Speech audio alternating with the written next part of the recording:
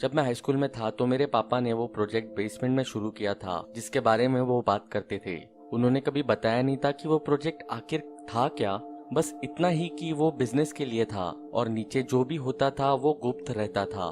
वो सबके लिए गुप्त था सिवाय उनके। उन्होंने तो बेसमेंट को साउंड प्रूफ भी करवा दिया था। उन्होंने कहा कि जो काम वो कर रहे थे उसे सीक्रेट रहना जरूरी था। मैंने ज्यादा नहीं सोचा उसके बारे में। मेरे स्कूल के लड़के बहुत ही किंकी और विचित्र अश्लीलता में इंटरेस्ट रखते थे। वीडियोस जैसी कि दो लड़कियां और एक कुक, घटिया पॉर्न साइट्स पर टाइम बिताना और ये सब बकवास ढूंढना कोई असामान्य बात नहीं थी। मैंने कभी भी बहुत ज्यादा टाइम इंटरनेट पे बिताया भी नहीं था। ज्यादा से ज्यादा मैं NBA हाइलाइट्स देख लेता था, पर और कुछ खास नहीं। सोशल मीडिया साइट्स पे कभी इंटरेस्ट ही नहीं आया और जो वाहियात चीजें मेरे दोस्त देखते थे उसमें तो कभी भी नहीं। एक दिन हम लोग लंच टेबल पर बैठे थे। मेरे दोस्त बात कर रहे थे कि पोर्नोग्राफी में लेटेस्ट क्या चल रहा है। एज यूजुअल मैं बाहर देखने लगा जब उन लोगों ने ये बातें शुरू की। फिर एक दोस्त केविन ने डिस्कस करना शुरू किया डार्क वेब के बारे में, और जब उसने मेंशन किया तो सब किंकी चीजों में कंपैरिजन शुरू हो गया। Hitman websites, animal torture, realistic depiction और पॉसिबिलिटी ऑफ रेप। उसने ये भी बताया उसके पास चाइल्ड पोर्नोग्राफी की भी लिंक्स है, पर उसने किसी पे भी क्लिक नहीं किया था। सच कहूँ तो जो मैंने सुना उससे मेरा थोड़ा इंटरेस्ट भी बन गया कि ऐसी घटिया दुनिया भी है इंटरनेट पर। केविन ने हमें वीकेंड पे स्लीप ओवर के लिए इनवाइट किया। उसने कहा वो जिस बारे में बात कर रहा है वो हमें दिखाएगा। हम सबने स्टे ओवर के लिए हाँ कह दिया। जैसे ही उसने हमें डार्क वेब की तरफ नेविगेट किया, मैंने देखा कि वो सच बोल रहा था। उसने जो भी अश्लील चीजों के बारे में बताया था हमने उनके लिंक्स देखे। तभी उसने एक रैंडम लिंक देखा जिसकी वजह से उसकी क्यूरियोसिटी और बढ़ गई। क्या कहते हो, क्या इसे देखा जाए? मैंने कुछ नहीं कहा और सारे लड़कों ने हाँ कहा। और फिर केविन ने उस लिंक पे क्लिक किया और स्क्रीन पे एक काउंटडाउन चल गया। अपैरेंटली हमने एक लाइव स्ट्रीमिंग वाले लिंक पे क्लिक कर दिया था। जब क्लॉक पे 0 आया तो हमें एक डार्क रूम दिखाई दी। पहले की 30 सेकंड्स में हमें सिर्फ हांफने की आवाज सुनाई दी। फिर एक छोटी लाइट आई, शायद फ्लैशलाइट की थी, और फिर एक आदमी दिखा जिसने एक अजीब सा मास्क पहना था, एक हैट, सूट और केप। उसकी आवाज इतनी डिस्टॉर्टेड थी कि किसी को भी समझ नहीं आ रही थी। Good evening everyone, thank you all for joining us. आप मुझे हॉमकिंस बुला सकते हैं। और आज तुम्हारे लिए एक खास शो है, एक मजबूर शिकार का जोड़ा। और फिर पूरी स्क्रीन चमक उठी। वहाँ एक लाल रंग का कमरा था, बहुत छोटा सा, बिखरा हुआ।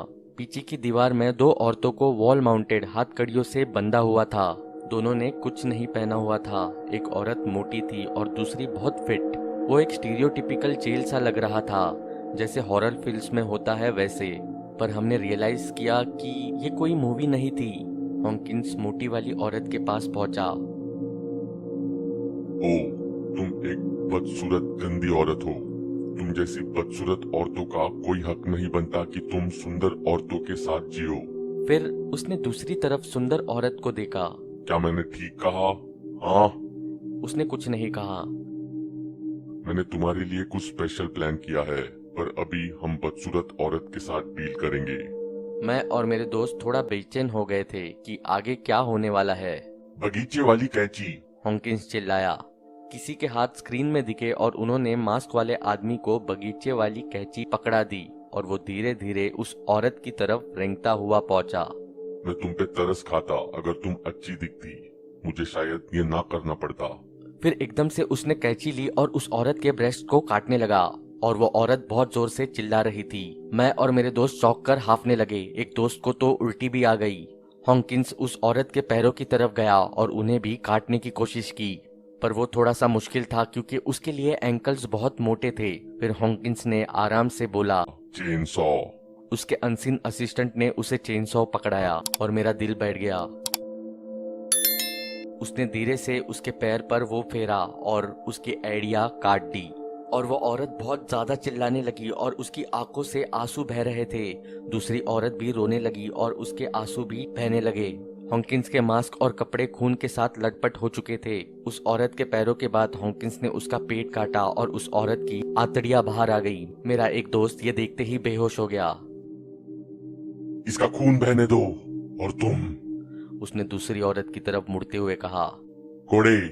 हंटर मिलते ही उसने उस औरत को जोर जोर से कौड़े मारे। उसी समय केविन ने देखा कि लाइव स्ट्रीम का एक मैसेज बॉक्स था और लोग बहुत ही घटिया मैसेजेस लिख रहे थे। वहाँ लोग लिख रहे थे कि उन्हें वो सब देख के कैसा लग रहा था।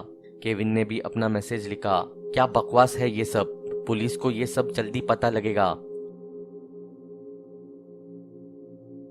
हॉकिंस ने अपनी पैंट अनजिप की और उस औरत की हथकड़ियां खोल दी, पर इससे पहले वो कुछ कर पाता उसका असिस्टेंट बोल पड़ा। बॉस, ये मैसेज देखिए। हॉकिंस ने उस औरत को बहुत जोर से पेट में मारा और फिर कैमरा की तरफ आया। ओ, कठोर आदमी। हाँ केविन, पुलिस को बताओगे? हाँ। हम सब लोग बहुत डर गए जब उस मास्क वाले आदमी ने केविन का नाम लिया। कोई बात नहीं, मेरे पास तुम्हारी सारी इंफॉर्मेशन है जो मुझे चाहिए। लगता है हम जल्दी मिलेंगे। एक बॉक्स दिखाई दिया जिसमें केविन का नाम लिखा था, घर का एड्रेस और स्कूल का नाम भी। केविन डर के मारे वही जम गया। अब अगर आप इजाजत दे तो मुझे कुछ काम पूरा करना है। अब केविन ने कंप्यूटर शट डाउन कर दिया। सारे दोस्त चले गए थे, पर मैंने उसके साथ रुकने का डिसाइड किया। हालांकि मैं भी बहुत डरा हुआ था। फॉर्चुनेटली उस रात कुछ नहीं हुआ, पर केविन को बिल्कुल नींद नहीं आई। थोड़े हफ्ते बीत गए और हमने देखा जो हमारे साथ हुआ था वो बहुत बड़ी बात बन चुकी थी। एक फ्राइडे की शाम को मैं लोकल न्यूज देख रहा था और उसमें आ रहा था कि बहुत सारे लोगों की हत्या हो गई थी हमारे घर के बहुत पास में ही। मैं बहुत डर गया था जब मैंने रिपोर्टर को उस जगह के बाहर खड़े हुए देखा जिसको मैं पहचानता था। वो केविन का घर था। केविन मिसिंग था और उसके पेरेंट्स और उसके भाई बहनों की बलि चढ़ चुकी थी। हे भगवान, उन्होंने इसे पकड़ लिया, मैंने अपने आप से कहा। रात में मैं बाथरूम जाने के लिए उठा। जब मैं बाहर गया तो मेरे पापा सीढ़ियों से ऊपर आ रहे थे। लग रहा था जैसे यार्ड का काम खत्म किया हो। उनके कपड़े मिट्टी से सने हुए थे। पापा, रात के 1 बज रहे हैं, आप क्या कर रहे थे? मैं एक टूटे हुए स्प्रिंकल को जोड़ रहा था। इस समय? क्यों नहीं, कोई लॉ कहता है कि मैं इस समय ये नहीं कर सकता। व्हाटएवर डैड, मैंने कहा। मैं बेड में चला गया और कुछ खास नहीं सोचा। अगली दोपहर मेरे पापा कुछ काम से बाहर गए थे। उस समय मैंने सोचा कि कुछ शरारत करता हूँ और जाके बेसमेंट देखता हूँ। पता नहीं मैंने क्यों उसी समय डिसाइड किया कि मुझे वो देखना चाहिए। वैसे मैं है सच जिद्दी टाइप का नहीं हूँ, पर भाड़ में जाए, मैं देखना चाहता था कि आखिर बेसमेंट में ऐसा क्या है। मैं सीढ़ियों से नीचे गया और लाइट्स का स्विच ऑन किया। अभी तक बेसमेंट वैसा ही लग रहा था जैसे मैंने आखिरी बार देखा था। और फिर मैंने सीढ़ियों के पीछे देखा और कुछ ऐसा दिखाई पड़ा जो पहले तो बिल्कुल नहीं था। एक दरवाजा। मैंने दरवाजा खोला और वहां की लाइट अपने आप जल गई। जो मैंने वहां देखा, मेरे रोंगटे खड़े हो गए। उस रूम में रेड पेंट किया था और वॉल से माउंट हुई हथकड़ियां थी। ये कमरा बिल्कुल वैसे लग रहा था जैसे मैंने कुछ हफ्ते पहले उस लाइव स्ट्रीम में देखा था। एक कोने में खून से लटपट पड़ी गार्डन वाली कैंची भी थी और चेन सॉ भी। दरवाजे के साथ वाली दीवार पे एक कंप्यूटर पड़ा था वेबकैम के साथ। उसके साथ में एक भयंकर सा दिखने वाला मास्क पड़ा था जिसको मैंने देखते ही पहचान लिया कि वो वही मास्क है जो हॉकिंस ने पहना था। मैंने सुना मेरे पापा चिल्ला रहे थे जब उन्होंने बेसमेंट का दरवाजा खोला देखा। वो मुझे गालियां देते हुए नीचे आए और अपने ट्रैक्स में रुक गए। उन्होंने मुझे सीक्रेट रूम की एंट्री पे मास्क के साथ खड़ा हुआ देखा। उनके एक्सप्रेशंस गुस्से से सीधा हैरान होते हुए चेंज हो गए। हम दोनों एक दूसरे को कुछ समय तक सिर्फ देखते रहे और फिर एकदम से जोर जोर से रोने लगे। मैं उनके मुंह और पेट पे लात मारता हुआ वहां से निकल आया और ऊपर जाकर पुलिस को फोन करने लगा। पुलिस आई। मेरे पापा फिर अरेस्ट हो गए थे। उन्होंने बेसमेंट को साउंड प्रूफ इसीलिए रखा था ताकि किसी के चिल्लाने की आवाज बाहर न जाए। और केविन और वो दोनों औरतें हमारे बैकयार्ड में दफनाए गए थे। उनकी बॉडीज एक दूसरे के ऊपर पड़ी थी। और अब समझ आया था मेरे पापा का लेट नाइट बैकयार्ड वाला काम। उन्होंने हॉकिंस नाम क्यों चुना डार्क वेब के लिए? अपेरेंटली पास के कब्रिस्तान में एक कार्ल हॉकिंस नाम का आदमी दफना था जिसका 1995 में मर्डर हुआ था। वो क्राइम 20 साल तक सॉल्व नहीं हुआ था।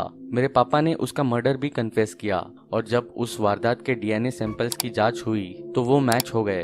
हॉकिंस नाम उन्होंने इसीलिए रखा क्योंकि वो उनका पहला मर्डर था और पहला मर्डर या कोई भी पहली चीज हमेशा हमें याद रहती है, ऐसा उनका मानना था।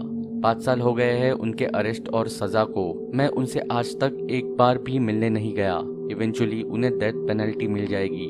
काश मैं कह पाता कि मुझे इस बात का दुख है। आफ्टर ऑल वो मेरे पापा है, पर मुझे नहीं है।